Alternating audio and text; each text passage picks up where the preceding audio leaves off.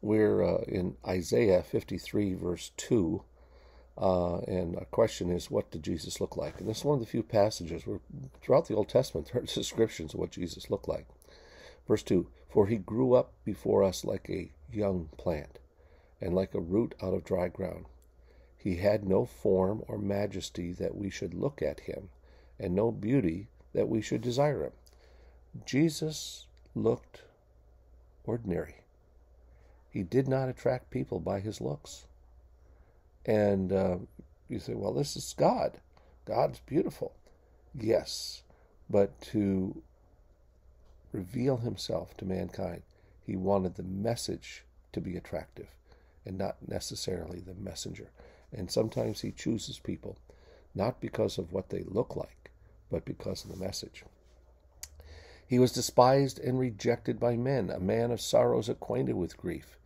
And as one from whom men hide their faces, he was despised, and we esteemed him not. Jesus replied, to be sure, Elijah did come first and restores all things.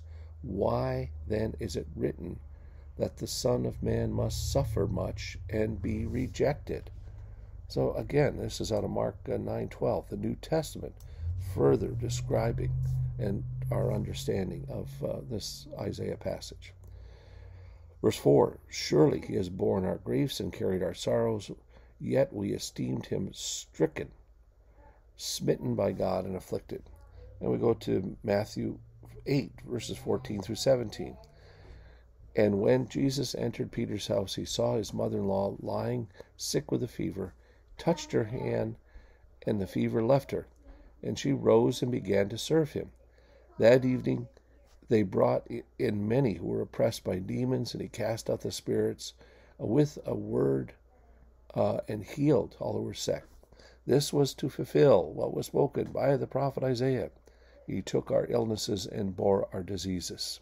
Notice, Peter's mother-in-law was healed, and this fulfilled Isaiah 53, verse 4. It's interesting that some would call him the first pope. One, he was Jewish. Secondly, he had a wife, because you can't have a mother-in-law unless you have a wife. And we're going to pick up with verse 5.